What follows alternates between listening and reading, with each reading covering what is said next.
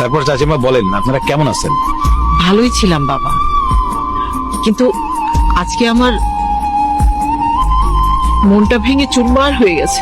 তোমার চাচা মারা যাওয়ার পর আমি ভেবেছিলাম আমার 2টা বাঁশের খুঁটি আছে, এই 2টা বাঁশের খুঁটি নিয়ে আমি বেঁচে থাকবো, ওরাই হবে আমার অবলম্বন। কিন্তু আমার বাঁশের খুঁটি দুটোতে না কখন যেন একটু একটু করে ঘুরে ধরে গেছে।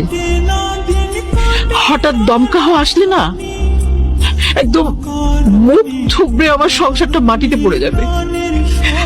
আমার এই বড় বয়সে আমি আমার এই মেয়েটাকে নিয়ে কোথায় যাব, কি করব? আমি আমি চাচিমা, রিয়ার জন্য আপনি ভাববেন না, দেখবেন উপরওয়ালা চাইলে ও একটা ভালো ছেলে পাবে, একটা